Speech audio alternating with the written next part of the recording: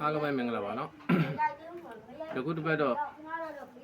ကျွန်တော်အများပြည်သူဘုဒ္ဓလုံငါမြမလေထုံးတဲ့ဥတွေတဲကဒီအမွေစားအမွေခံမိဘအမွေဆက်ခံလိုက်တဲ့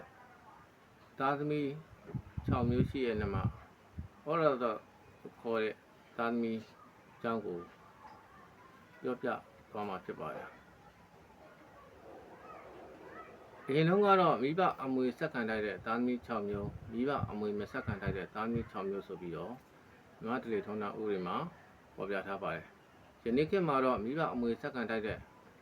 သားသမီး6မျိုးထဲမှာ4မျိုးကိုပဲကျွန်တော်တို့လေ့လာဖတ်ရှုသိရှိရပါတယ်နံပါတ်1ကတော့ဩရာသရင်၌ဖြစ်သောသားနံပါတ်2ကကေတိမမှတ်ပုံနဲ့စာအုပ်စာတမ်းနဲ့စာအုပ်စာတမ်းမှတ်ပုံနဲ့ရုံးမှာဒါမွေးစားသားတရားဝင်စာချုပ်ချုပ်ဆိုမွေးစားတဲ့သားကိုကေတိမလို့ခေါ်ပါတယ်နောက်တစ်ခုကအပဒိဋ္ဌမှတ်ပုံနဲ့စာအုပ်စာတမ်းတော့ချုပ်ဆိုပြီးတော့မွေးစားတာမဟုတ်ဘူးဒါတနာကျင်လာပြီးတော့မိဘဆွေမျိုးသားမှဖြစ်ဖြစ်တခြားမိဘရှိကပဲဖြစ်တော့ခေါ်ယူပြီးတော့မွေးစားထားတဲ့သားသမီးပေါ့နံပါတ်4ကတော့ပုပ္ပကဆိုတာလင်းပါမေပါသားသမီးများပါအဲ့4မျိုးကိုပဲကျွန်တော်တို့စီရင်တုံးတွေမှာလေ့လာတွေ့ရှိရပါတယ်ဒီ4မျိုးတဲ့ကမှဩရသသားသမီးရဲ့အကြောင်းကိုကျွန်တော်ပြောပြပါမယ်ဩရသသားသမီးဆိုတာဘယ်လိုလဲဆိုတော့မိဘ2ပါးကမွေးဖွားလာတဲ့သားသမီးတွေမှာ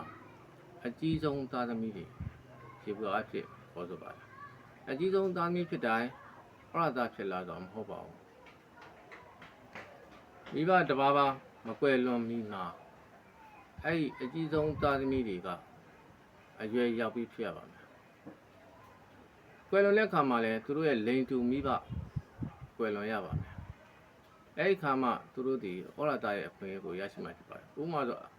အဖေဆိုရင်အကြီးဆုံးကဖေကွယ်လွန်မယ်ဆိုရင်အကြီးဆုံးကသားဖြစ်ရမေကွယ်လွန်မယ်ဆိုရင်အကြီးဆုံးကသမီးဖြစ်ရမယ်အဲ့ဒီသားသမီးတွေဒါတွေရင်ဩရသရဲ့အခွင့်အရေးကိုရရှိပါတယ်ဩရသဖြစ်ရင်လိုအပ်ချက်ကနံပါတ်1ကတရားဝင်သားသမီးဖြစ်ရပါမယ်တေတေပုံမွေးတဲ့သားသမီးမဟုတ်ဘူးလူသိရှင်ကြားနော်တရားဝင်လက်ထက်ထိန်းများယူထားတဲ့မိဘ2ပါးကမွေးဖွားလာတဲ့သားသမီးဖြစ်ရမှာပဲနောက်တစ်ခါတားရင်သမီးရင်ဖြစ်ရမှာနံပါတ်3ချက်ကတားဖြစ်ရင်ဖခင်မကွယ်လွန်မီသမီးဖြစ်ရင်အမိမကွယ်လွန်အမေမကွယ်လွန်မီပေါ့သူကအသက်16နှစ်ပြည့်ပြီးဖြစ်ရပါမယ်အသက်16နှစ်ပြည့်တဲ့ချိန်မှာ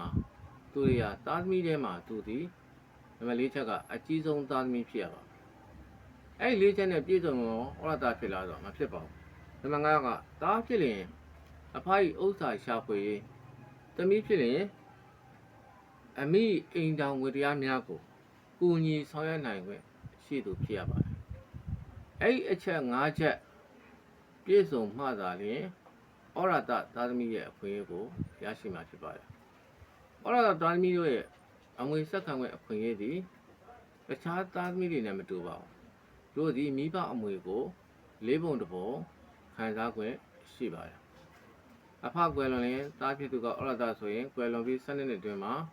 ဒါသူတို့ရဲ့အမွေဝေစုကိုတောင်းဆိုနိုင်တဲ့အခွင့်အရေးရှိသလိုအမိကွယ်လွန်ရင်သမီးသည်ခုနအချက်5ချက်နဲ့ပြည့်စုံမယ်ဆိုရင်အမေကွယ်လွန်ပြီးရဲ့အချိန်မှာစပြီးတော့12နှစ်အတွင်းမှာသူတို့ရဲ့အခွင့်အရေးတွေကိုဩရသရဲ့အခွင့်အရေးကို